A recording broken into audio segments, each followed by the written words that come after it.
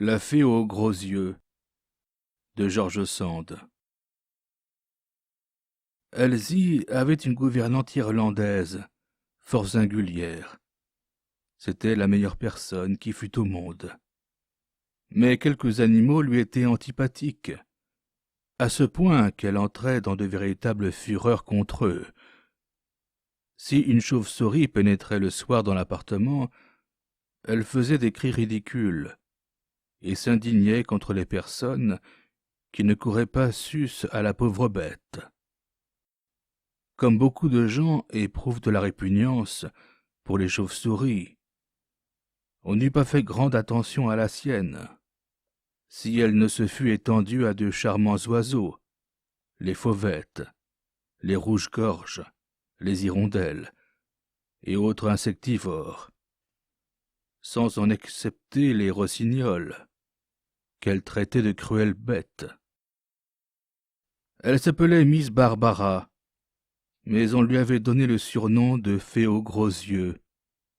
Fée, parce qu'elle était très savante et très mystérieuse.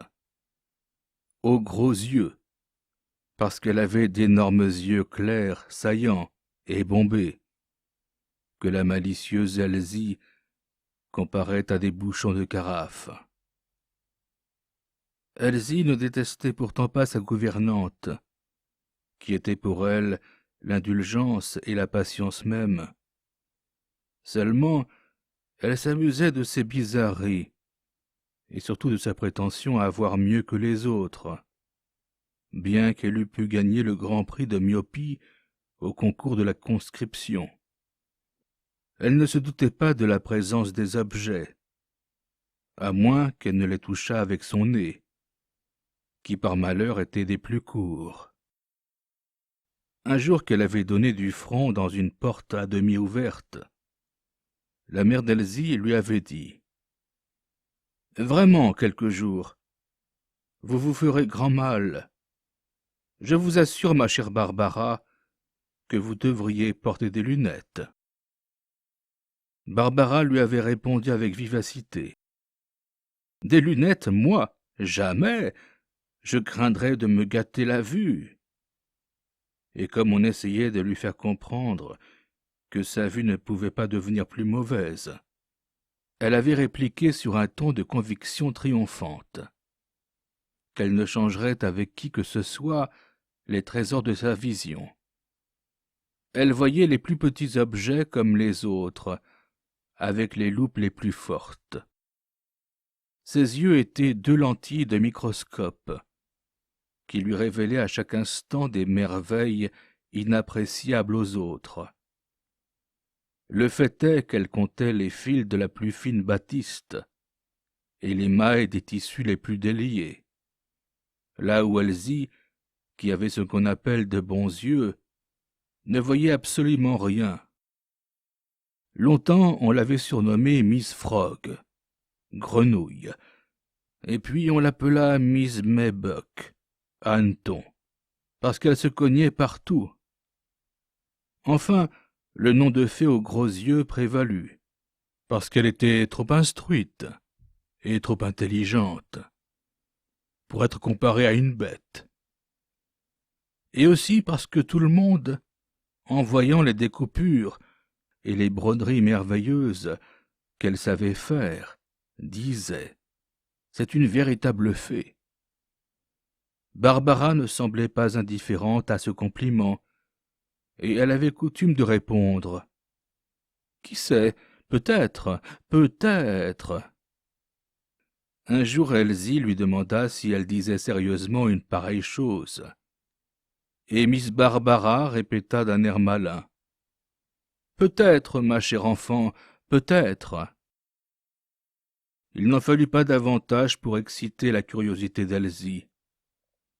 Elle ne croyait plus aux fées, car elle était déjà grandelette.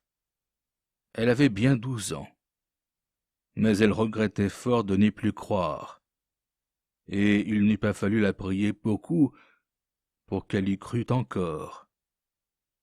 Le fait est que Miss Barbara avait d'étranges habitudes. Elle ne mangeait presque rien, et ne dormait presque pas.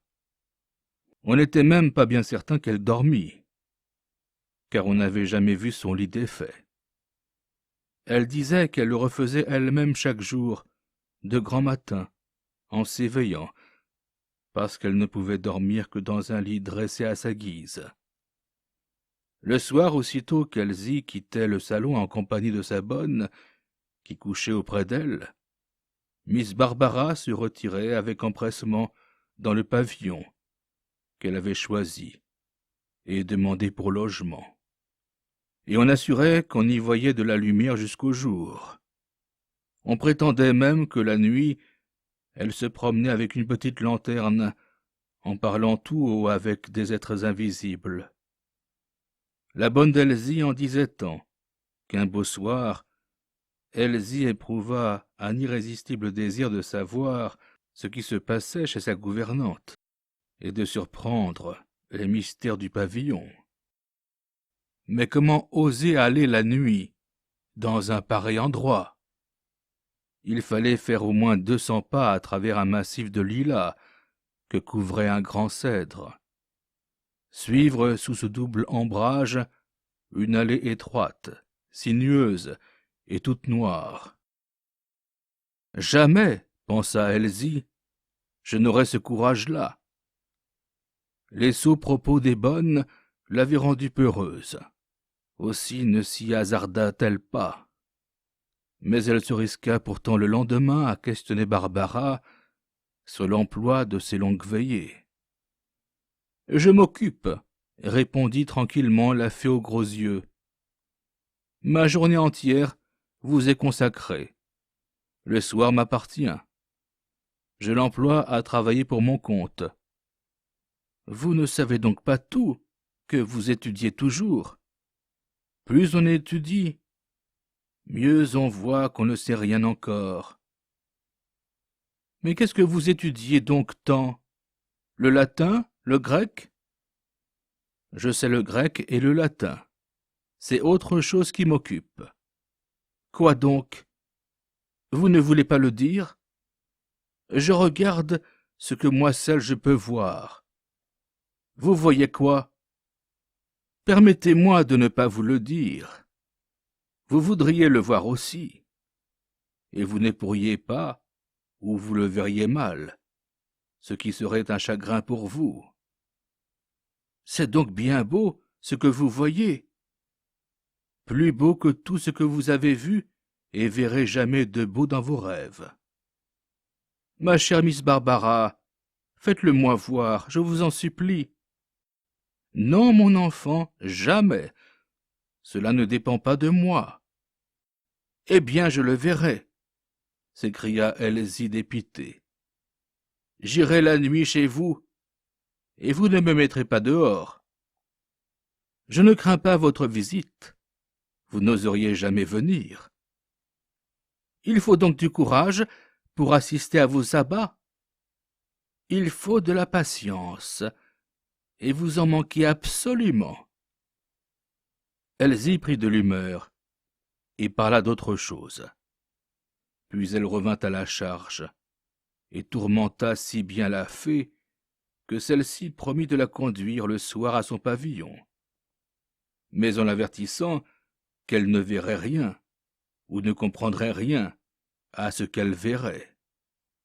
Voir quelque chose de nouveau, d'inconnu, quelle soif, quelle émotion pour une petite fille curieuse. Elsie n'eut pas d'appétit à dîner.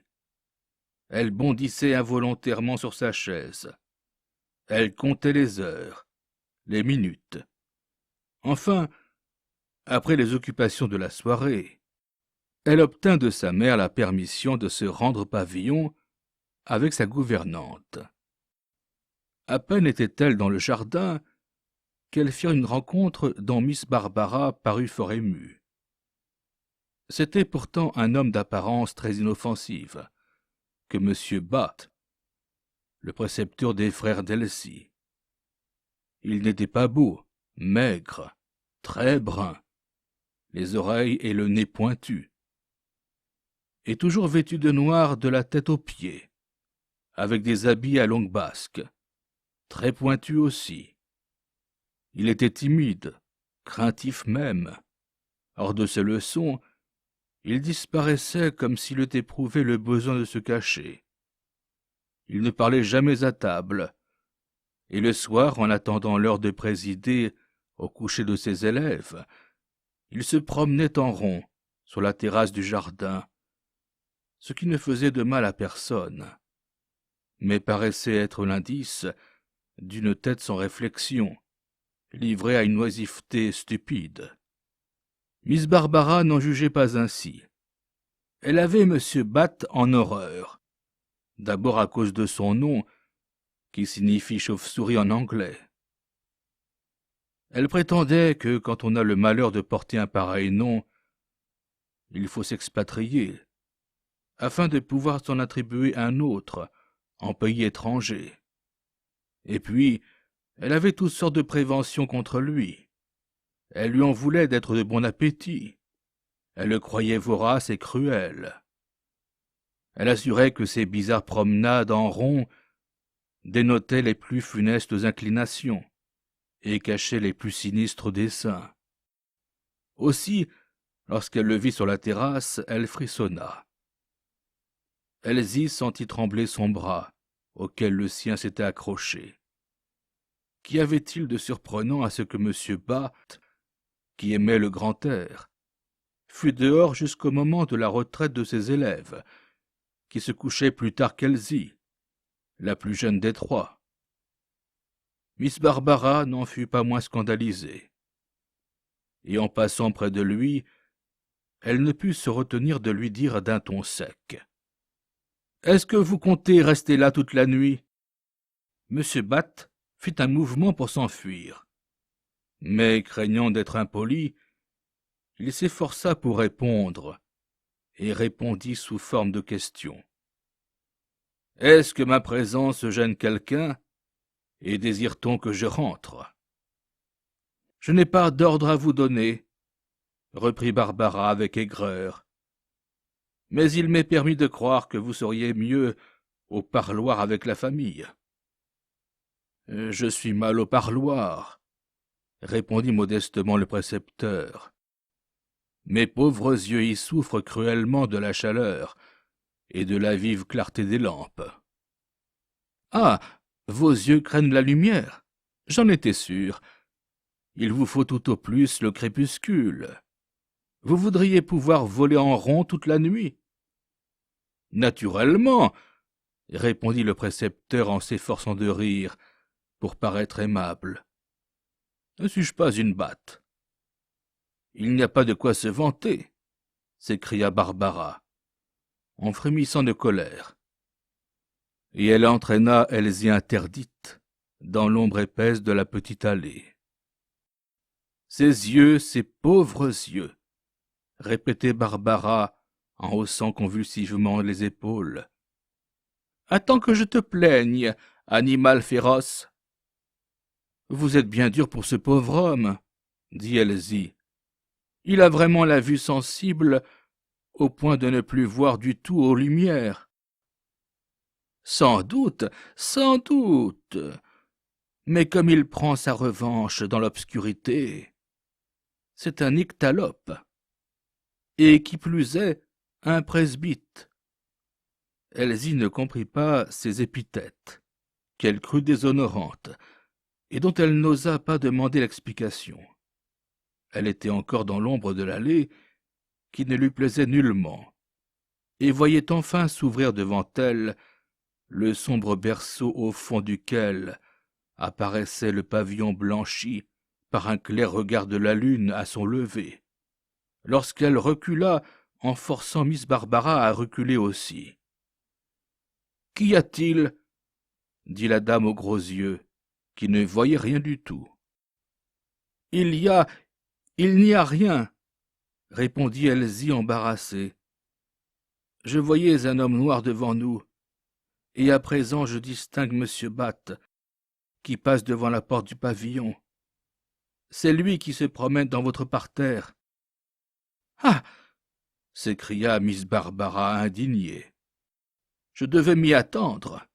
il me poursuit, il m'épie, il prétend dévaster mon ciel. Mais ne craignez rien, chère Elsie. Je vais le traiter comme il le mérite. » Elle s'élança en avant. « Ah ça, monsieur !» dit-elle en s'adressant à un gros arbre, sur lequel la lune projetait l'ombre des objets. « Quand cessera la persécution dont vous m'obsédez ?» Elle allait faire un beau discours, lorsqu'Elsie l'interrompit en l'entraînant vers la porte du pavillon et en lui disant « Chère Miss Barbara, vous vous trompez. Vous croyez parler à Monsieur Batt, et vous parlez à votre ombre. Monsieur Batt est déjà loin. Je ne le vois plus, et je ne pense pas qu'il ait eu l'idée de nous suivre. »« Je pense le contraire, moi, » répondit la gouvernante. « Comment vous expliquez-vous qu'il soit arrivé ici avant nous, puisque nous l'avions laissé derrière, et ne l'avons ni vu ni entendu passer à nos côtés ? » « Il aura marché à travers les plates-bandes, » reprit Elsie. « C'est le plus court chemin, et c'est celui que je prends souvent quand le jardinier ne me regarde pas. »« Non, non, » dit Miss Barbara avec angoisse. « Il a pris par-dessus les arbres. Tenez, vous qui voyez loin, regardez au-dessus de votre tête. Je parie qu'il rôde devant mes fenêtres. » Elsie regarda et ne vit rien que le ciel. Mais au bout d'un instant, elle vit l'ombre mouvante d'une énorme chauve-souris passer et repasser sur les murs du pavillon. Elle n'en voulut rien dire à Miss Barbara, dont les manies l'impatientaient, en retardant la satisfaction de sa curiosité. Elle la pressa d'entrer chez elle, en lui disant qu'il n'y avait ni chauve-souris, ni précepteur pour les épier. « D'ailleurs, » ajouta-t-elle, en entrant dans le petit parloir du rez-de-chaussée, « si vous êtes inquiète, nous pourrons fort bien fermer la fenêtre et les rideaux. »« Voilà qui est impossible, » répondit Barbara. « Je donne un bal, et c'est par la fenêtre que mes invités doivent se présenter chez moi. »« Un bal ?» s'écria Elsie stupéfaite. « Un bal dans ce petit appartement? Des invités qui doivent entrer par la fenêtre? Vous vous moquez de moi, Miss Barbara. »« Je dis un bal, un grand bal, » répondit Barbara en allumant une lampe qu'elle posa sur le bord de la fenêtre. « Des toilettes magnifiques, un luxe inouï. »« Si cela est, » dit Elsie, ébranlée par l'assurance de sa gouvernante. « Je ne puis rester ici dans le pauvre costume où je suis. Vous eussiez dû m'avertir. J'aurais mis ma robe rose et mon collier de perles. »« Oh, ma chère, » répondit Barbara, en plaçant une corbeille de fleurs à côté de la lampe. « Vous auriez beau vous couvrir d'or et de pierreries, vous ne feriez pas le moindre effet à côté de mes invités. » Elsie, un peu mortifiée, garda le silence et attendit. Miss Barbara mit de l'eau et du miel dans une soucoupe en disant « Je prépare les rafraîchissements. » Puis tout à coup elle s'écria « En voici un. C'est la princesse Nepticula Margini Colella, avec sa tunique de velours noir, traversée d'une large bande d'or. Sa robe est en dentelle noire avec une longue frange. Présentons-lui une feuille d'orme. C'est le palais de ses ancêtres, où elle a vu le jour. Attendez, donnez-moi cette feuille de pommier pour sa cousine Germaine, la belle Maléla, dont la robe noire a des lames d'argent, et dont la jupe frangée est d'un blanc nacré. Donnez-moi du genêt en fleurs pour réjouir les yeux de ma chère Sémiostoma spartifoliella, qui approche avec sa toilette blanche à ornements noirs et or. Voici des roses pour vous, marquise Nepticula santifoliella. Regardez, chère Elsie, admirez cette tunique grenat bordée d'argent, et ces deux illustres Lavernides. Il est là, qui porte sur sa robe une écharpe orange brodée d'or, tandis que Schrankela a l'écharpe orange lamée d'argent. Quel goût, quelle harmonie dans ces couleurs voyantes, adoucies par le velouté des étoffes, la transparence des franges soyeuses et l'heureuse répartition des quantités. L'Adelide Panzerella est tout en drap d'or bordé de noir, sa jupe est lilas à franges d'or. Enfin, la Pyrale Rosella, que voici, et qui est une des plus simples, à la robe de dessus d'un rose vif, teinté de blanc sur les bords. Quel heureux effet produit sa robe de dessous d'un brun clair. Elle n'a qu'un défaut, c'est d'être un peu grande. Mais voici venir une troupe de véritables mignonnes exquises. Ce sont des Tinéines, vêtues de brun et semées de diamants, d'autres blanches, avec des perles sur de la gaze. Dispunctella a 10 gouttes d'or sur sa robe d'argent. Voici de très grands personnages d'une taille relativement imposante. C'est la famille des Adélides, avec leurs antennes 20 fois plus longues que leur corps, et leurs vêtements d'or vert à reflets rouges ou violets, qui rappellent la parure des plus beaux colibris. Et à présent, voyez la foule qui se presse. Il en viendra encore et toujours. Et vous ne saurez laquelle de ces reines du soir admirer le plus, pour la splendeur de son costume et le goût exquis de sa toilette. Les moindres détails du corsage, des antennes et des pattes sont d'une délicatesse inouïe. Et je ne pense pas que vous ayez jamais vu nulle part de créature aussi parfaite.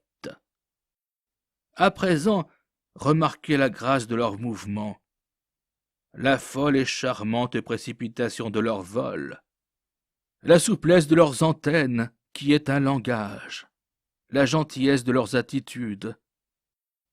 N'est-ce pas, Elsie, que c'est là une fête inénarrable, et que toutes les autres créatures sont laides, monstrueuses et méchantes, en comparaison de celle-ci? Je dirai tout ce que vous voudrez pour vous faire plaisir, répondit Elsie, désappointée. Mais la vérité est que je ne vois rien ou presque rien de ce que vous me décrivez avec tant d'enthousiasme. J'aperçois bien autour de ces fleurs et de cette lampe des vols de petits papillons microscopiques, mais je distingue à peine des points brillants et des points noirs, et je crains que vous ne puisiez dans votre imagination les splendeurs dont il vous plaît de les revêtir. Elle ne voit pas, elle ne distingue pas, s'écria douloureusement la fée aux gros yeux. Pauvre petite, j'en étais sûr, je vous l'avais bien dit, que votre infirmité vous priverait des joies que je savoure. Heureusement, j'ai su compatir à la débilité de vos organes. Voici un instrument dont je ne me sers jamais, moi, et que j'ai emprunté pour vous à vos parents. Prenez et regardez. Elle offrait à Elsie une forte loupe, dont, faute d'habitude, Elsie eut quelque peine à se servir. Enfin, elle réussit, après une certaine fatigue, à distinguer la réelle et surprenante beauté d'un de ces petits êtres. Elle en fixa un autre, et vit que Miss Barbara ne l'avait pas trompée. L'or, la pourpre, l'améthyste, le grenat, l'orange, les perles et les roses se condensaient en ornements symétriques sur les manteaux et les robes de ces imperceptibles personnages.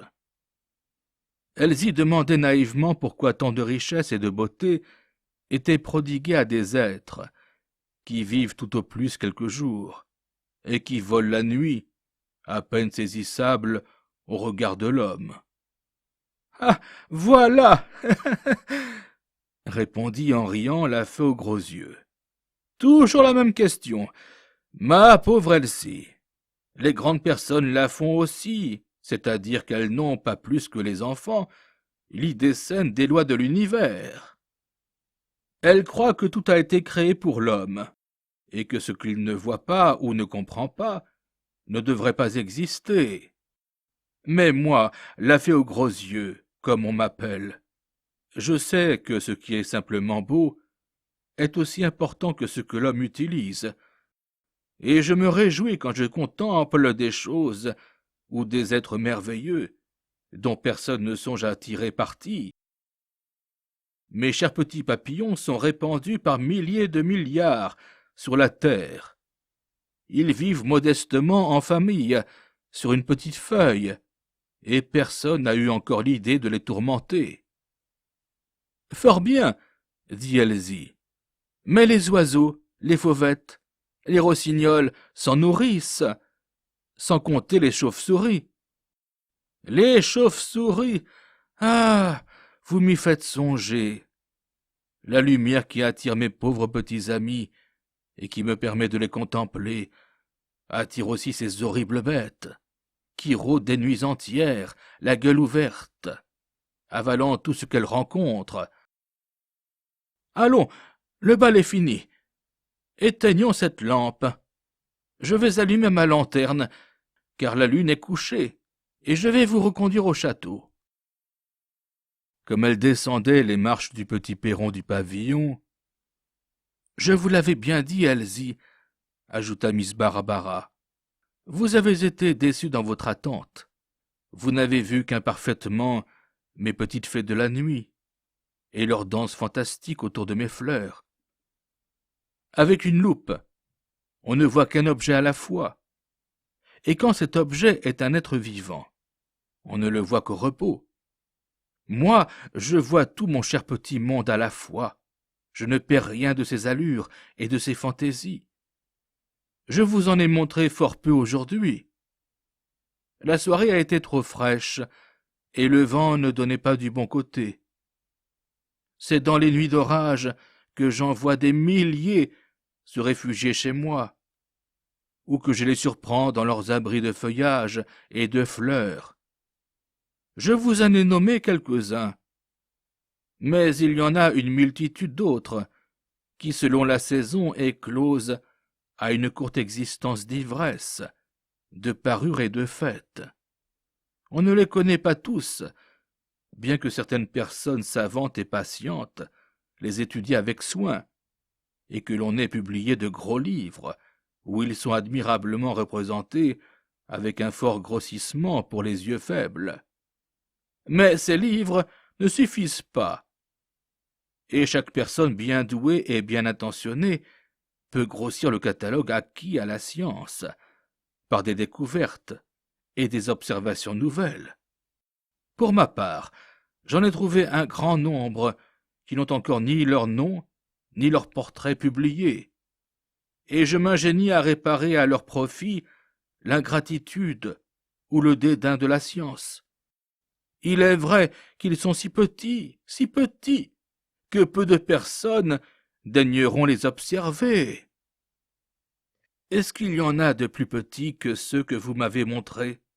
Dit Elsie, qui, voyant Miss Barbara arrêtée sur le perron, s'était appuyée sur la rampe.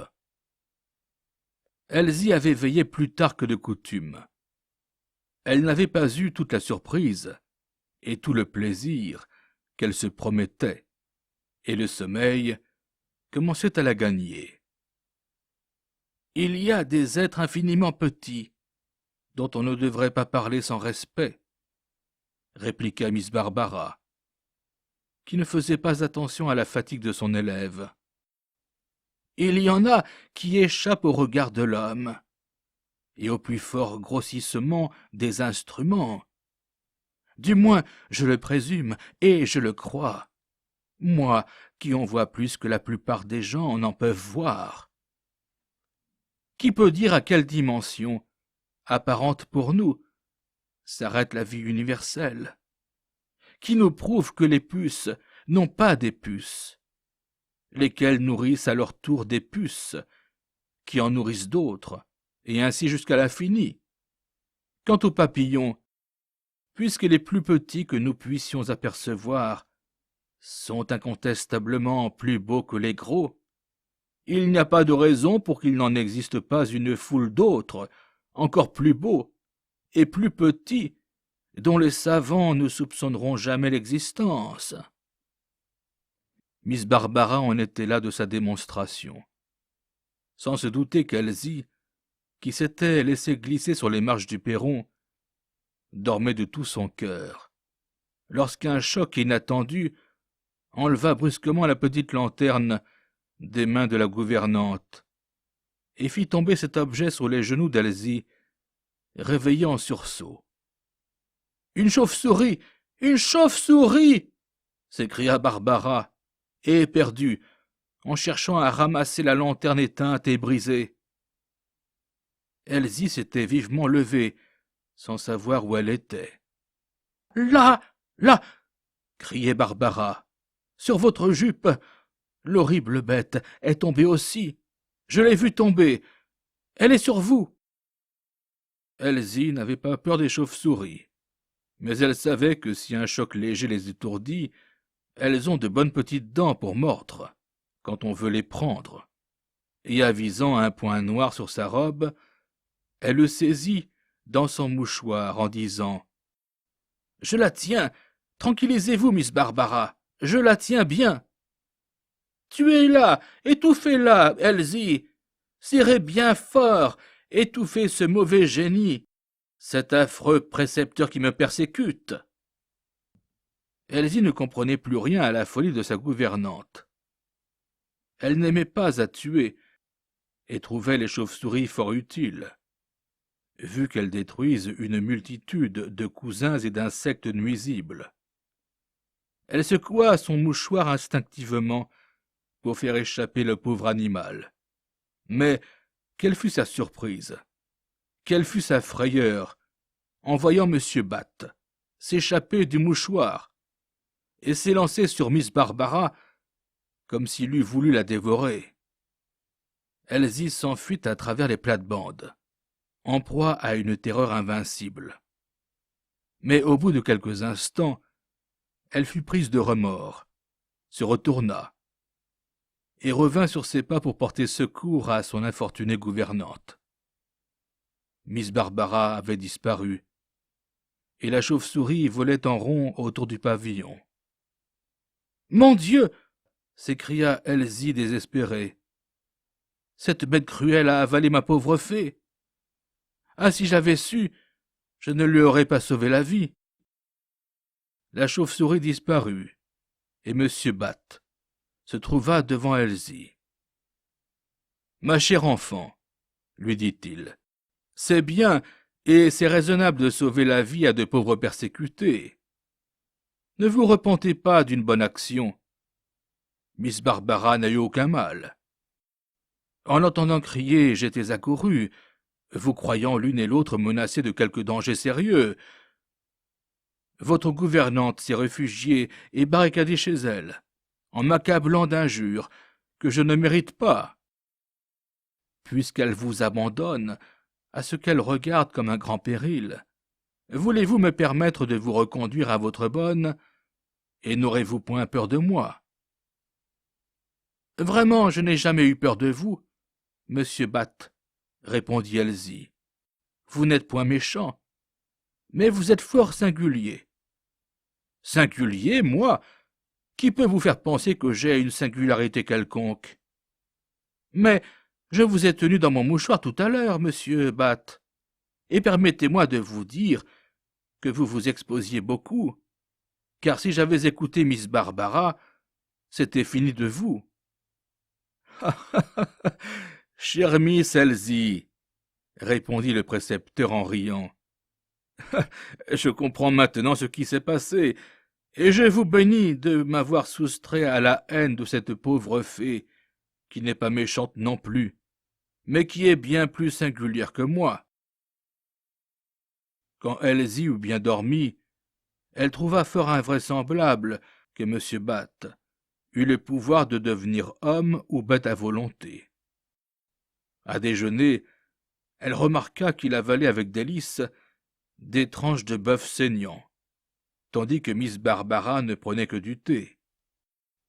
Elle en conclut que le précepteur n'était pas homme à se régaler de micros, et que la gouvernante suivait un régime propre à entretenir ses vapeurs.